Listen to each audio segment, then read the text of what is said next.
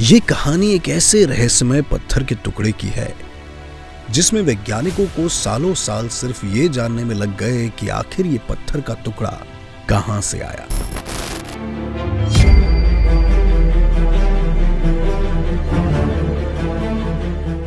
दरअसल ये कहानी शुरू होती है मिस्र के फिरौन तुतनखामन की कब्र से मिले एक खजाने से, जिसमें एक अनोखा पत्थर पाया गया था। ये पत्थर तुतनखामन के नेकलेस में जड़ा हुआ था और इसकी खास बात ये थी कि ये पत्थर हमारी पूरी दुनिया के किसी भी पत्थर से मेल नहीं खाता था।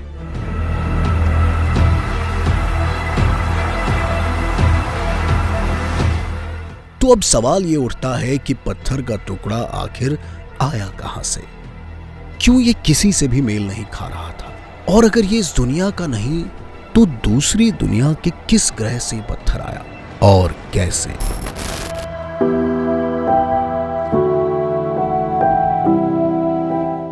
ये वो सवाल थे जिसकी खोज में साइंटिस्ट कई साल तक लगे रहे। बावजूद इसके सवालों के जवाब किसी को नहीं मिले।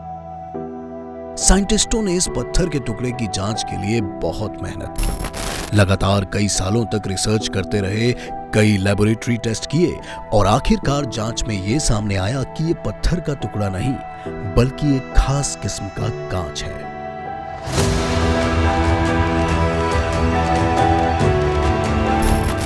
वैज्ञानिकों ने पाया कि यह कांच 1800 डिग्री सेल्सियस से ज्यादा टेम्परेचर पर बना था, जो किसी आम कांच बनाने के प्रोसेस से बहुत अलग था। लेकिन महज इतनी जानकारी काफी नहीं थी।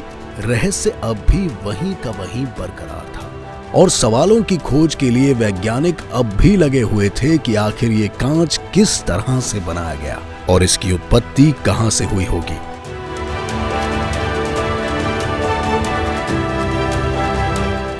इस कांच के टुकड़े का रहस्य से पर्दा उठाने के लिए वैज्ञानिकों को पहली सफलता तब हाथ लगी जब अफ्रीकी सहारा रेगिस्तान में ठीक इसी तरह के ढेर सारे और भी कांच के टुकड़े दिखाई दिए। ये वो जगह थी जहां से कोई नहीं गुजरता था, लेकिन दूर दूर तक इसी तरह के टुकड़े अफ्रीका के सहारा रेगिस्तान में पड़े हुए थे।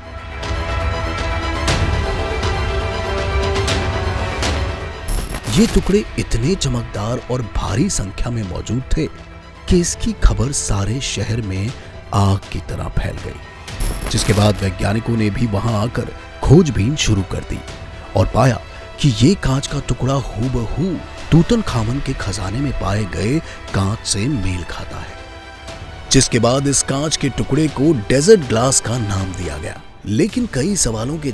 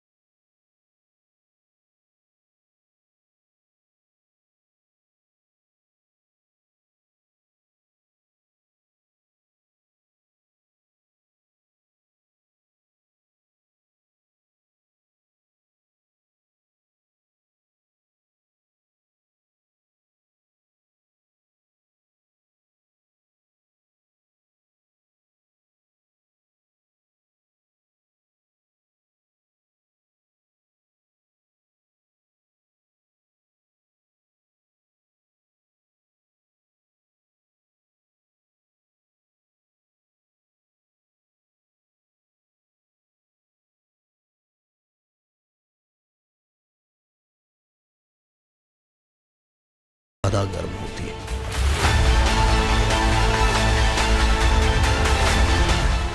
तो ये वो ऐसे सवाल थे जिसे कई वैज्ञानिकों और शोधकर्ताओं को एक नई दिशा में काम करने के लिए मजबूर कर दिया।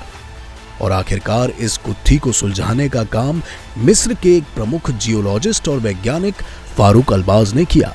उन्होंने इस खोज में अपना महत्वपूर्ण योगदान दिया। उन्होंने सैटेलाइट और इमेजेस के जरिए उस जगह का पता लगाया जहां कभी मेटेरॉइड गिरा था।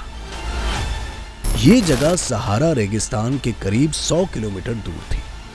उन्होंने बताया कि पहले ये जगह बिल्कुल हरी भरी थी, यहाँ नदियां बहती थीं और झीलें मौजूद थी, लेकिन मेटेरियोइड के गिरने से इतनी गर्मी पैदा हुई कि उसके आसपास की जमीन पूरी तरह से पिघल गई। नदियों और झीलों के पानी के संपर्क में आने से मेटेरियोइड के टुकड़ों ने सिलिका कांच का रूप ले लिया था, जिसे आज डेजर्ट ग्लास के नाम से जानते हैं। ये एक ऐसा रहस्य था जिसे सुलझाने के लिए सालों की मेहनत, जांच और खोज लगी, लेकिन आखिरकार वैज्ञानिक इस रहस्य से पर्दा उठाने में कामयाब रहे और इस कांच के रहस्य को उजागर कर दिया।